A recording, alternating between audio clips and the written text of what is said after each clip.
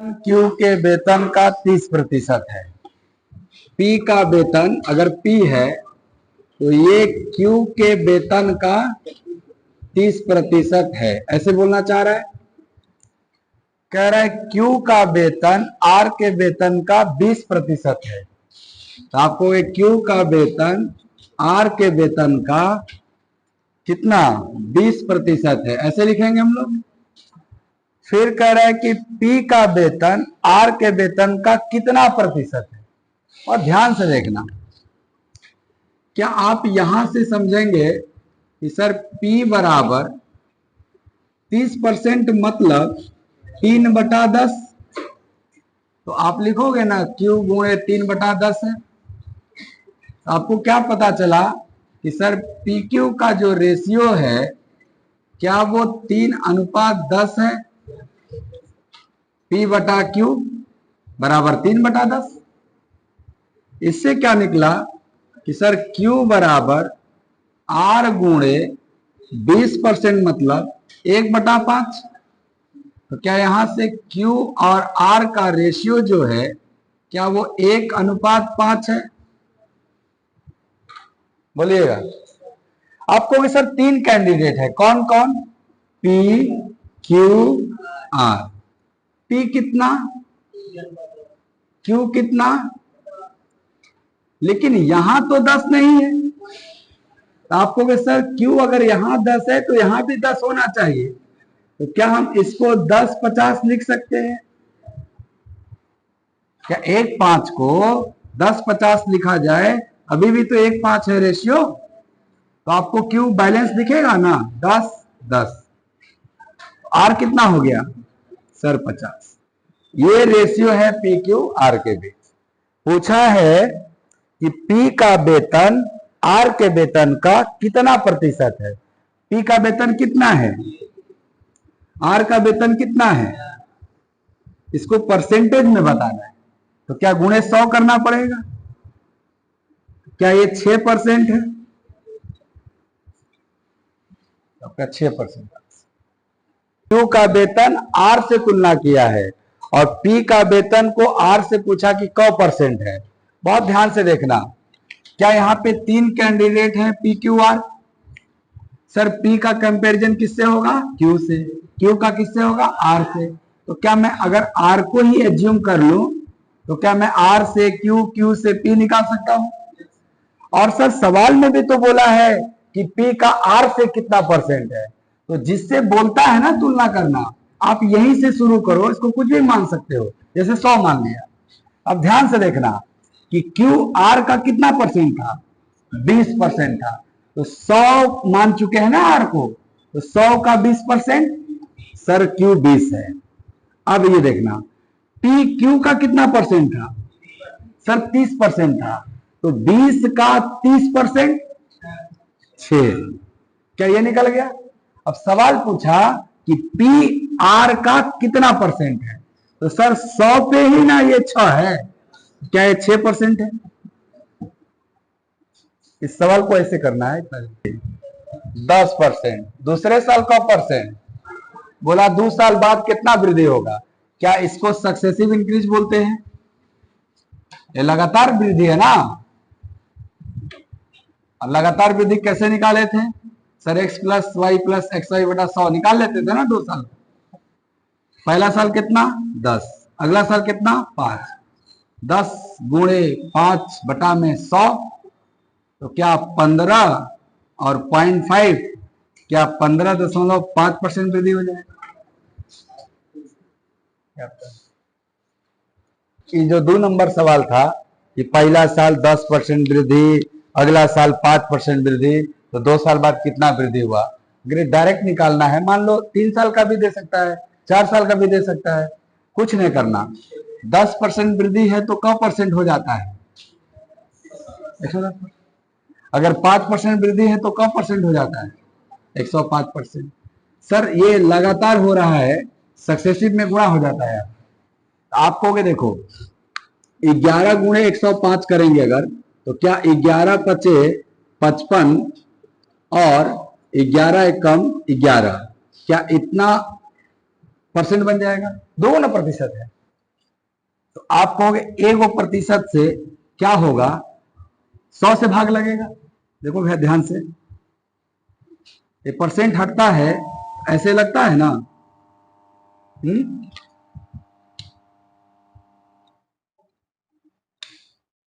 ठीक है, 1% हटता है तो 1/100 लगता है, ये भी परसेंट हटेगा तो 1/100 लगेगा। आप बताओ 10,000 से डिवाइड करोगे, क्या ये 1.155 होगा? अच्छा तुम कहते हैं ना सर एक रहने दीजिए परसेंटेज, काहे कि हमको उत्तर परसेंटेज में करना है। तो क्या ये केवल 100 से डिवाइड होके ऐसे बनता, ऐसे बनता 2 साल बाद? अगर 2 साल बाद कोई भी पॉपुलेशन 115.5% हो गया तो क्या 100 से ज्यादा हो गया? और ओरिजिनल पॉपुलेशन हमेशा 100% ना, तो जब 100 से ज्यादा हो गया तो वृद्धि का केस हो गया।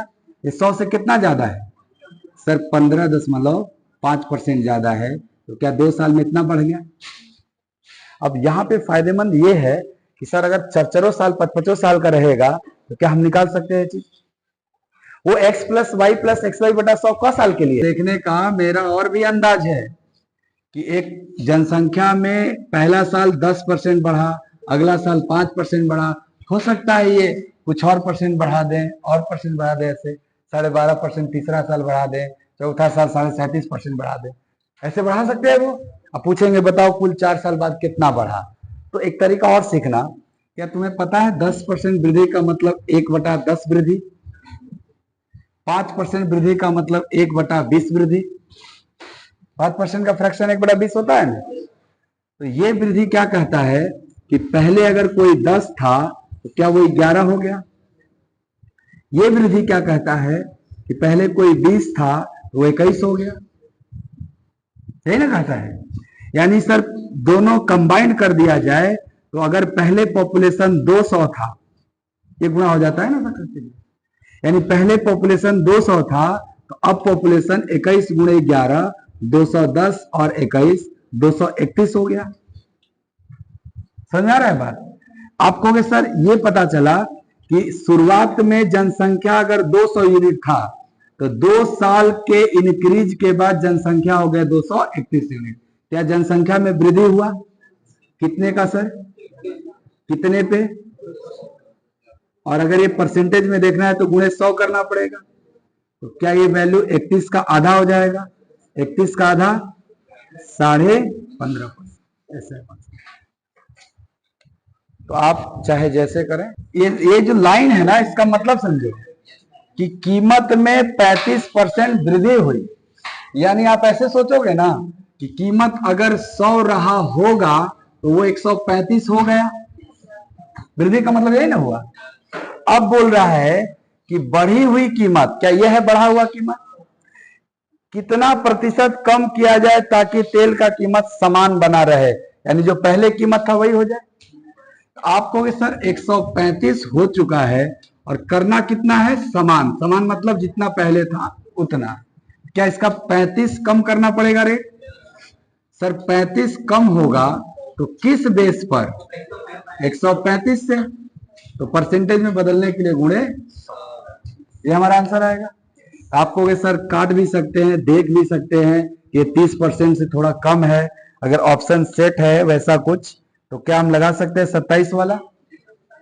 देखो इसका 30% 40 के आसपास जाएगा, 5 कम करना है तो क्या 5 कम करने के लगभग 4 देखा जाए तो ज्यादा हो जाएगा। हाँ बहुत ध्यान से देखना, क्या इस नंबर का अगर हम 30% की बात करें तो क्या ये 40.5 होगा? देखो किसी नंबर का 10% क्या होता है, एक अंक पहले दशमलव बैठ जाता है, तो 135 का 10% क्या होगा? 13.5। अब हम 40% की बात कर रहे हैं या 30% की बात कर रहे हैं, तो अगर 30% की बात करेंगे तो 3 गुना करना पड़ेगा, तो 13.5 का 3 गुना आपको 39 और 1.5 40.5 होगा।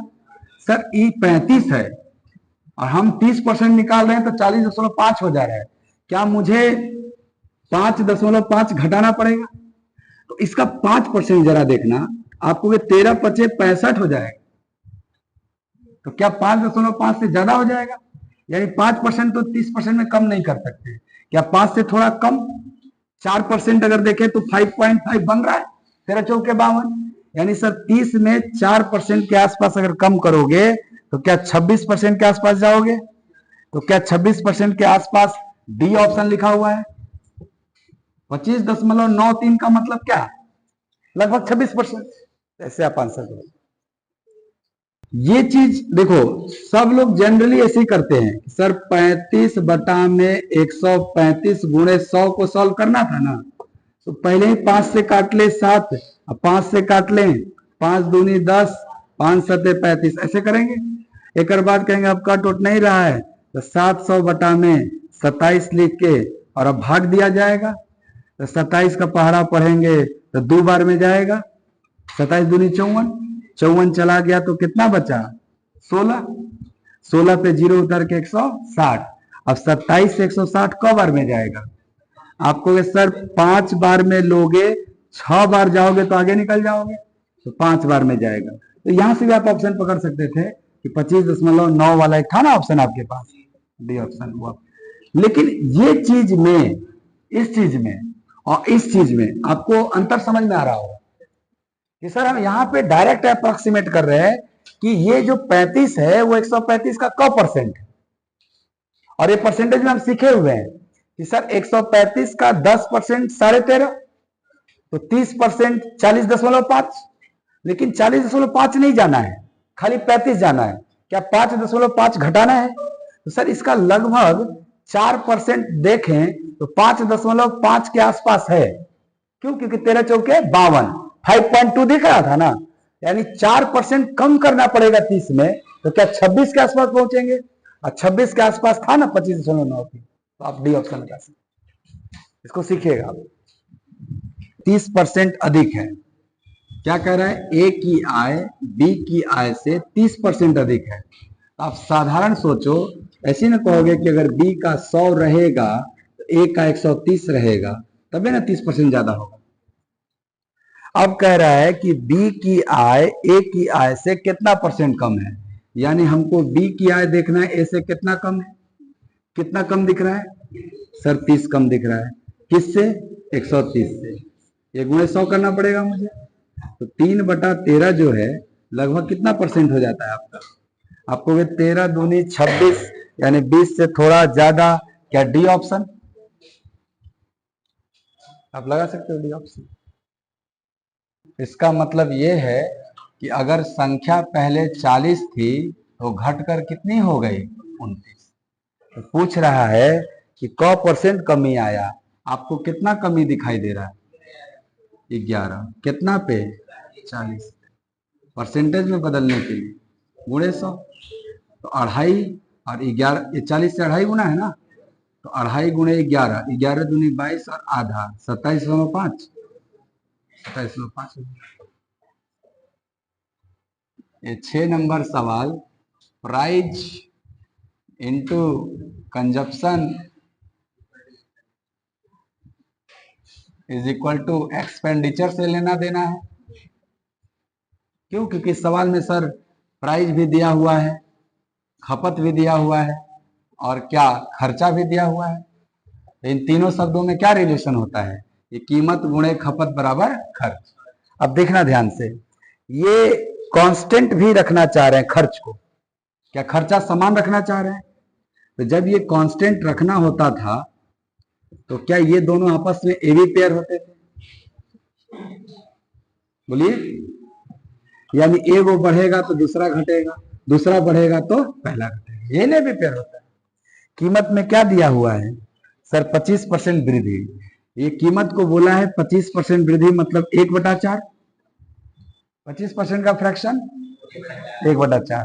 इसका जो पेयर होगा वो खपत हो जाएगा, तो 1/4 वृद्धि का पेयर आपको +1 बन जाएगा, -1, और 4 + 1 5। यानी सर खपत में क्या हो जाएगा? 1/5 कमी। 1/5 को क परसेंट कहते हैं सर? 20%। तो क्या जवाब है 20% कमी? माइनस है तो कमी, अगर यहाँ प्लस रहता तो वृद्धि।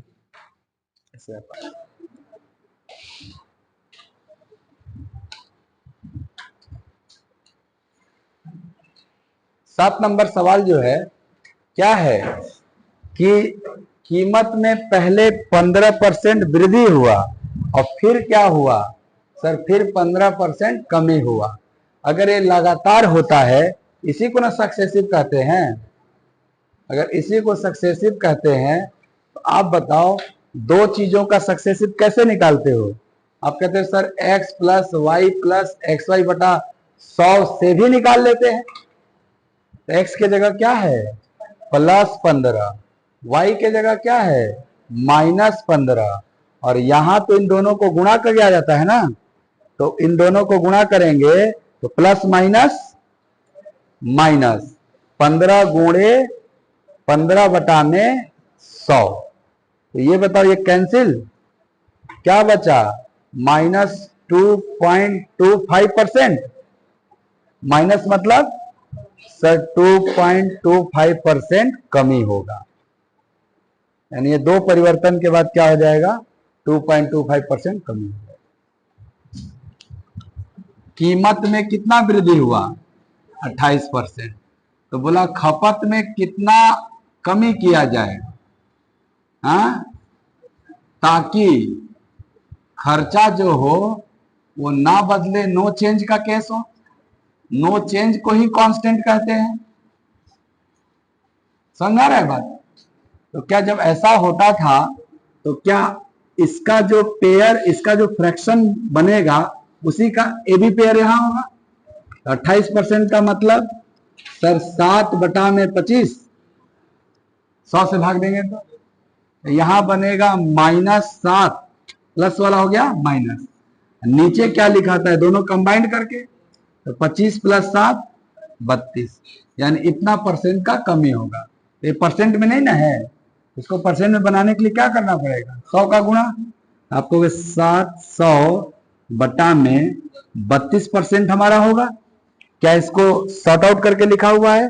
हाँ सर, बहुत ध्यान से देखना। 4 से 8, 4 से 25, 25 गुणे 7 175 बटे में 8, 8 से डिवाइड कर लो, 8 दूनी 16, 8 दूनी 16, 22 के एकदम नजदीक है हम। क्या 22 के नजदीक हमारा आंसर डी ऑप्शन है? देखो 22 नहीं आया है पूरा पूरी, 21.87।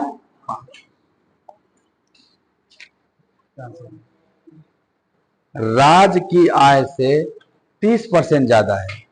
क्या राज 100 है तो क्या 130 है? ये भी पेयर का सवाल है। क्यों? क्योंकि सर अब उल्टा पूछ रहा है कि राज का आय अमित से कितना कम है। भाई अगर इससे ये ज्यादा है तो इससे तो ये कम ही ना होगा, तो आपको कितना कम होगा, जितना ज्यादा था 30 से कम होगा, लेकिन बेस क्या हो जाएगा 130।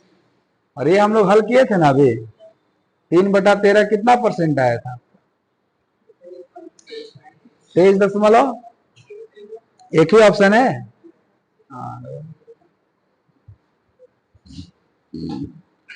10 नंबर सवाल में मूल्य में 25% वृद्धि, व्यय में 10% वृद्धि, तो खपत में कितना कमी किया जाए? क्या इसी पे सवाल है?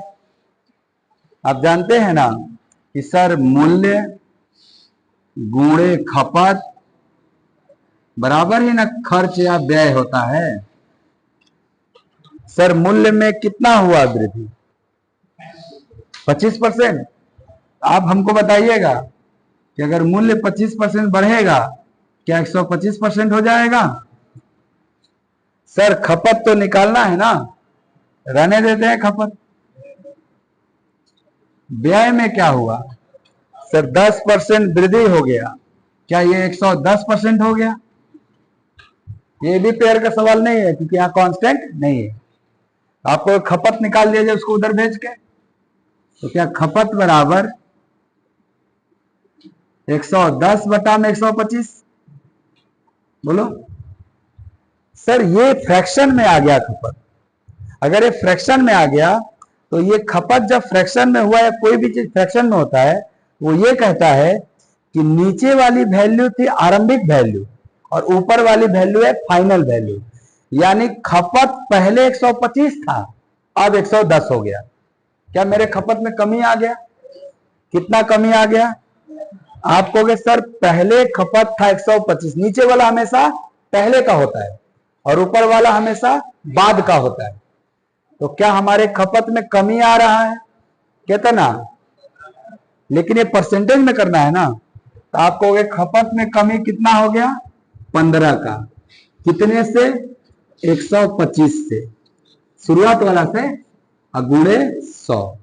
ये बहुत ध्यान से देखना, क्या ये 25 चौके 100, 25 गुणे 5, 5 गुणे 3, क्या ये 12% है? यानी खपत में कितना कमी आया? 12%। ऐसे कर आप कहोगे सर 40% हिस्सा को, 36% हिस्सा को और शेष को, क्या शेष 24% बचा? टोटल 100% होता है आपका। इसको आप कैसे बेच रहे थे? सर इसको हम बेच रहे हैं 20% हानि पर। क्यों? क्योंकि 4/5 में बेच रहे हैं। 4/5 का मतलब 80%। अगर आप 80% में बेचेंगे, क्या आपको 20% घाटा हो जाएगा? दूसरका को लागत मूल्य के आधे पर बेचा। लागत मूल्य तो 100% ना, उसका आधा मतलब 50% पर बेचा। तो क्या 50% का घाटा हो गया? यानी इस पर हमको घाटा हुआ है 50%, और इसको लागत मूल्य पर बेचा तो नो प्रॉफिट नो लॉस। भाई हम दाम के दाम बेच दिए, 100% में बेच दिए, तो ना हमको घाटा हुआ ना फायदा। इतना समझ में आया सवाल? बहुत ध्यान से देखना। आपको 40 का 20%, क्या ये 8% घाटा होगा? 40 का 20%, क्या 8% घाटा होगा?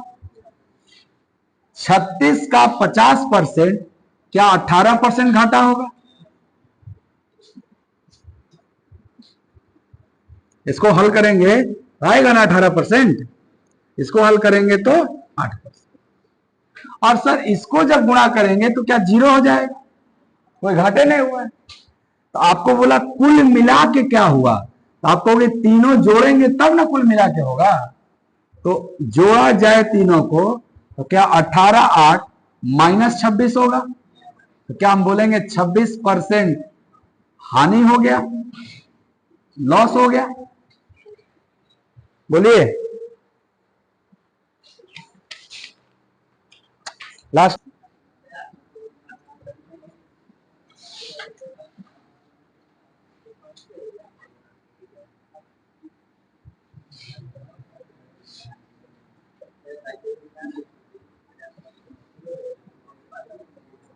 ये सवाल दिया हुआ है, अब बोला एक्स का मान निकालो, निकाल लो। आपको के देखो बहुत ध्यान से, 60 का 20% 12, 90 का 70% 9 से 63, माइनस एक्स का 250%, क्या एक्स गुणे 2.5 100 से डिवाइड होगा था, और 80 का 50% 40, ऐसे बनेगा ये? बोलिएगा। आपको 63 प्लस 12 75, ये 75 में से 40 घटेगा। एक्स का 2.5 गुना 75 माइनस 40, एक्स का 2.5 गुना 75 माइनस 40 35, एक्स बराबर 35 बटा में 2.5, क्या 350 बटा में 25, 12 2 14, 14 बार में कट जाएगा। एक्स का मान 14 है। प्रतिशत का कितना प्रतिशत? 5% है। यानी 5% के बारे में बताना है कि यह 6% का कितना प्रतिशत है, यानी गुणे। आपको दिखाई देगा कि सर परसेंट से परसेंट खत्म, क्या मुझे 5/6 का परसेंटेज निकालना है? 5/6 यादें होगा आपको, 83.33%।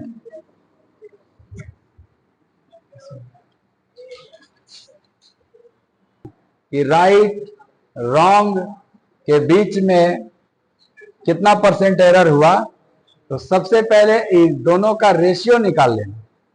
रेशियो निकालेंगे तो एक्स एक्स कटेगा और फ्रैक्शन का रेशियो तिरछा गुणा होकर होता है, तो क्या 25:16 होगा।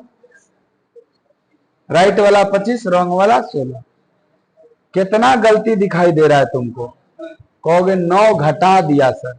कितना परसेंट? परसेंटेज में बनाने के लिए क्या 36% कम कर दिया? आपका आंसर है 36%। उनका अंतर कितना दिया है सर? उनका अंतर 10 दिया है।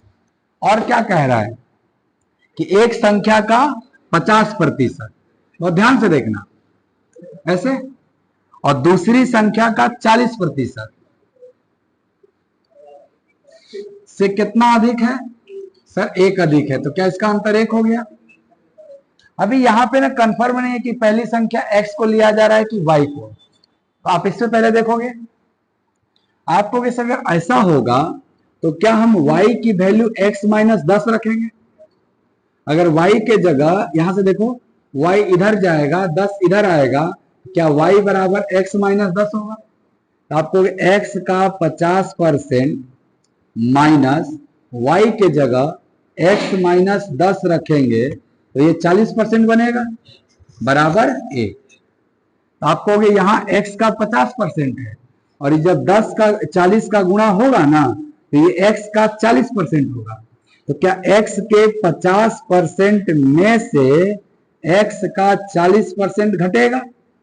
एंड इस 40% का गुणा 10 में भी होगा, तो आप कहोगे 4 होगा माइनस में, लेकिन ये माइनस का गुणा होके +4 होगा। अब बराबर कितना? 1। अब आप कहोगे 50% में से 40% गया तो क्या ये x का 10% बचा? 50 में से 40 गया, और ये जैसे ही उधर जाएगा तो क्या अब वैल्यू निगेटिव हो जाएगा?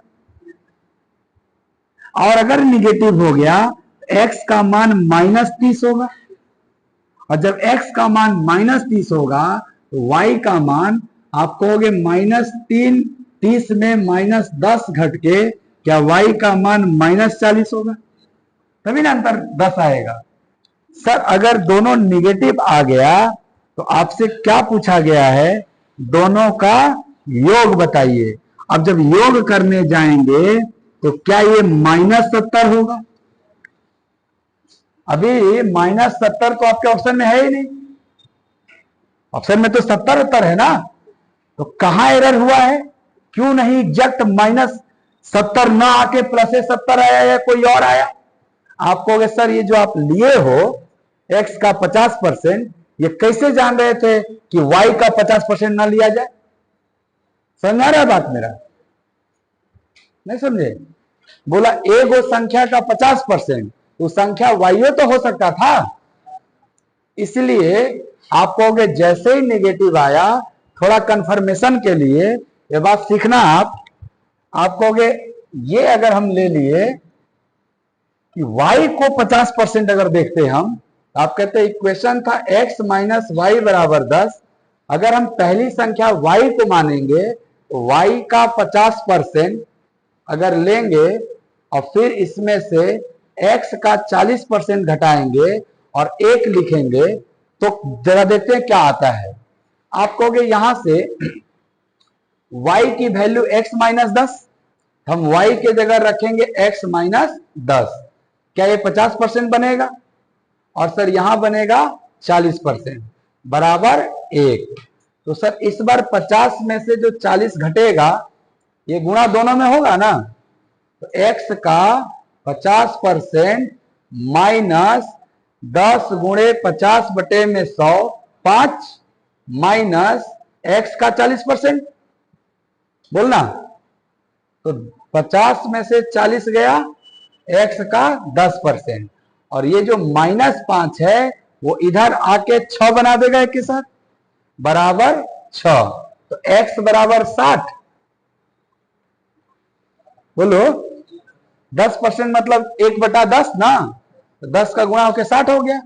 अगर x 60 आया तो क्या y का वैल्यू 60 माइनस 10 50 आया। तो क्या x प्लस वाई 110 आया और किस में आया, पॉजिटिव में। तो क्या हमारा आंसर यही सही है, ये गलत है। ये नहीं कि आप -70 आया तो प्लस। और कह रहा है कि 230 छात्रों ने परीक्षा पास कर लिया। सर 320 में से क गो पास कर लिया, क गो बचा है, 90 गो बचा है ना। तो क्या ये शेष छात्र हैं। कह रहा है कि शेष बचे हुए में से 11.11% पास नहीं किए। क्या यही ना बचे हुए हैं। तो इसका 11.11% फेल हो गए। सर आप बताओ 11.11 1/9 होता है, यानी 90 का इसका फ्रैक्शन होता है 1/9। तो क्या 10 लोग फेल हो गए। 90 में 10 लोग फेल हो गए, कौन लोग बचे। सर बचे 80 लोग। क्या यही 80 लोग परीक्षा नहीं देने आए थे, सोच के कि हमारी तैयारी नहीं थे। कह रहा है खुद के 7% से, खुद मतलब एक नंबर है, इसके 7% से कितना अधिक है, 1.86। वो मान क्या था, x।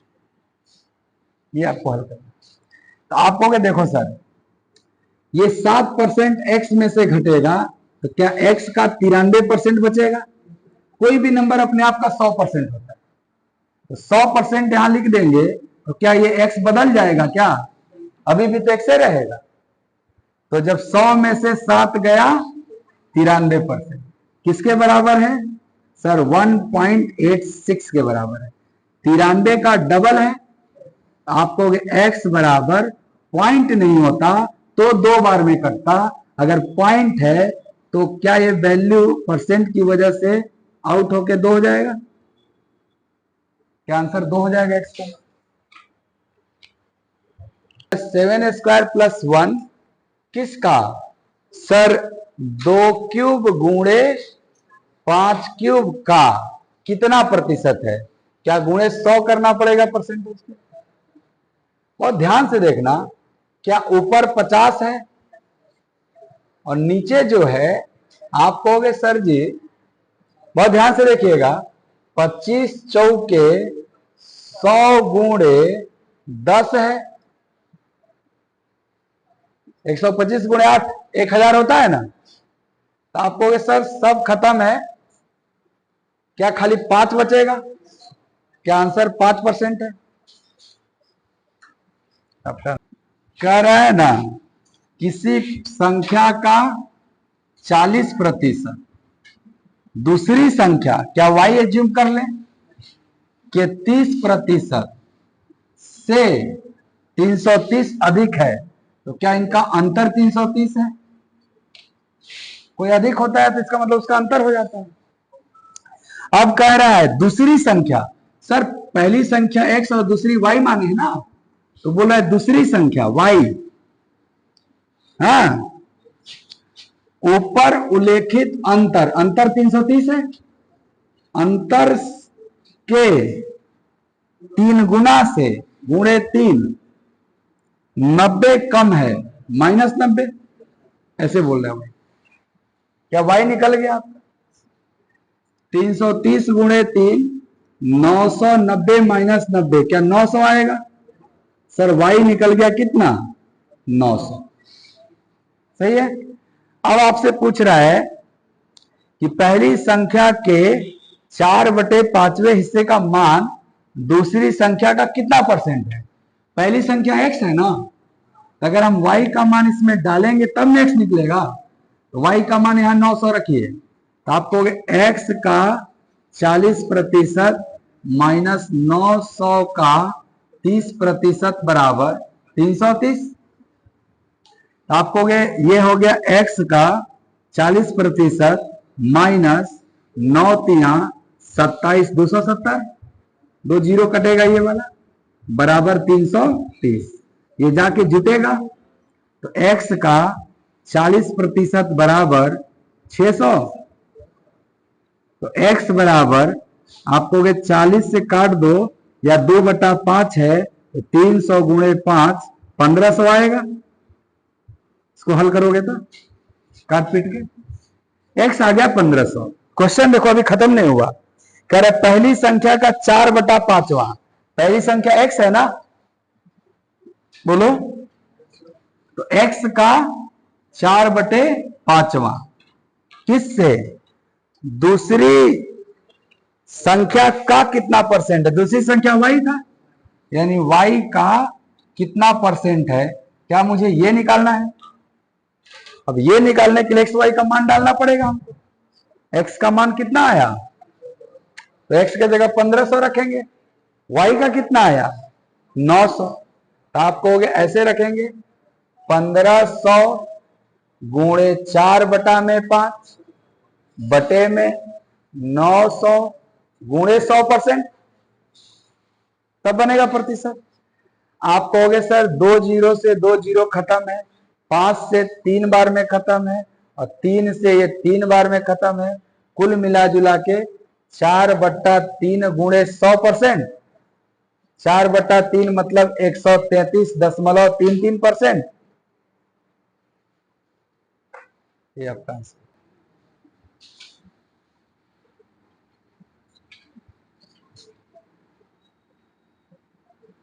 क्या यही सवाल देके एक्स पूछ रहा है, और ध्यान से देखना, 13 सते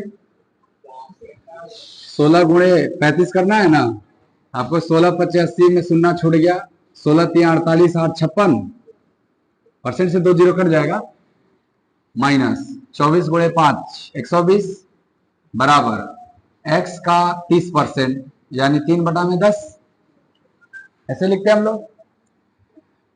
ये 91 और 56 मिलके कितना हो जाएगा, 9 × 5 = 14, 147 माइनस 120 बराबर x का 3/10, 147 में 120 गया बराबर x गुणे 3/10, आपको x बराबर 27 गुणे 10/3, इधर आके उल्टा हो जाएगा ना, तो क्या 90 आंसर हो जाएगा, x का मान 90।